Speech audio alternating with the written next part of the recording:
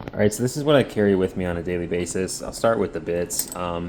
I probably should take this out, but it's just when I'm digging around sometimes in the pouch for bits, it's nice to see a different colored number 2 square. These are Racketeer's bits, and I'm a really big fan of these because you constantly are switching between like Phillips and squares. When you're doing trim, square 1 is great, and when you're installing in a commercial space, square 2 is, needed all the time. My only complaint is that the Phillips on these breaks in any high torque application, and they do occasionally, have a lot of wear pretty quick. So don't use the Phillips for anything that's high torque, but they are great.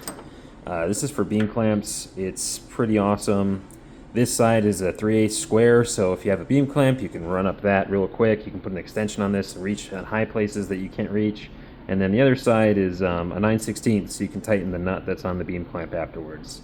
And then this side is also threaded, if you see, so you could take a piece of 3/8 all thread and run it up into a SAMI or something, a concrete SAMI or a SAMI in a roof space that you can't really get to. So it's really cool, and then you can just probably hold the 3/8 all thread with some channel locks and then back it out in reverse. So this is really cool.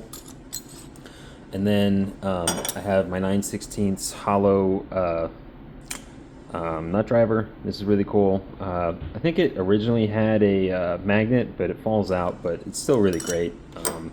And this is a 1032 tap. I use it instead of having like a pilot just drill bit on me at all times. It's nice for making pilot holes for hole saws, whatever hole saws you're going to do when you're just laying it out.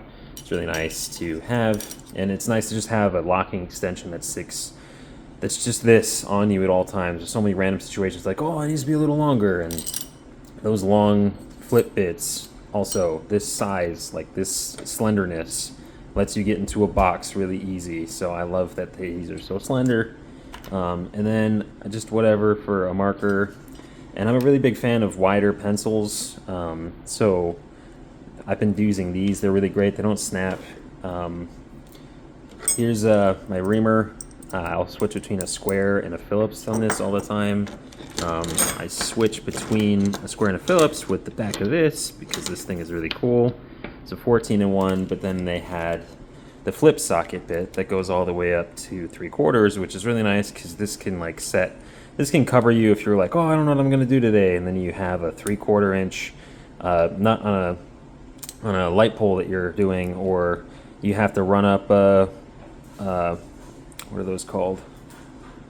Like a SAMI is 5/8, and then I don't know, 5/16 comes in handy when your job hates you and wants to give you hex stuff.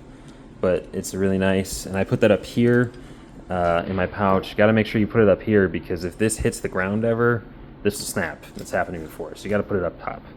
And then I just have a long shank screw flat, and then I have a beater, just anything.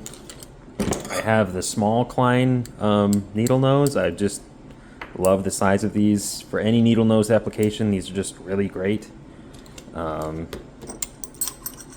And this is kind of a gimmick, but you need a 9/16 wrench, and this one allows you to, get on all thread that already has it's in an inaccessible location and ratchet. It's not directional, but it's all right. I can't tell myself if it's a gimmick or not. 14 millimeters, same size as 9/16. The shipping for it was really far out to get a 9/16, so I just got a 14 millimeters, same size. I don't have a handle on my file. It's probably poked me quite a few times, but just a half round file on you at all times in case you screw up some all thread or something. This is my laser pointer and light. It's got some screws on it. It gets a little hot, but I don't know. I just love this thing for when the foreman who's quick runs away and you're like, okay, well, which one are you talking about? Which pipe are you talking about? You can just point real quick. If you work for a company that makes you use safety knives, they don't allow this one. This is definitely my favorite by far.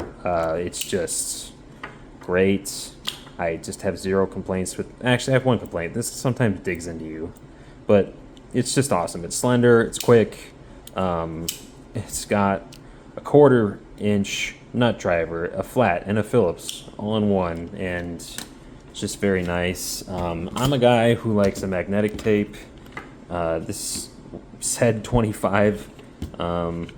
Yeah, I just like the way a Stanley Fat Max feels, and it clips super nicely onto this pouch, very easily. So I just have zero complaints about that.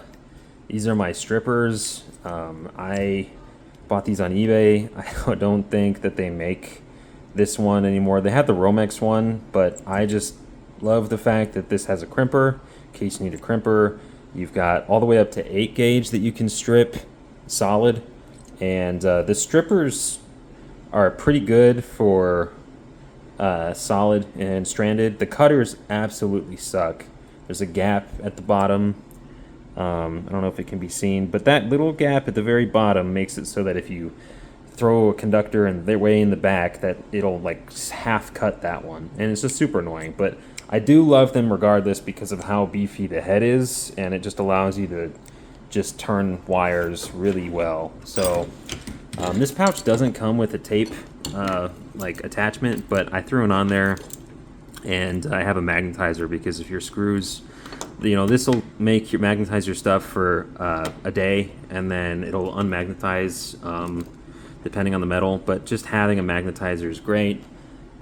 This is my level. I always take off the little threaded thing for the no dog because I feel like it always just gets in the way of like having a really narrow like set of pipes all next to each other, and you got to throw this in there. So I'd always take off the no dog part. But I just like this. I just can't lose this. It's green and it just doesn't hide very easy. And I used to have Klein and Ideal, or not Ideal, Fluke, but this always breaks, or you're just not really confident in them. And I saw a drop test video on this recently, and it survived. It was like the only one besides a Southwire voltage detector that like survived the drop test. And this one just feels nicer, and it can fit into plug like holes.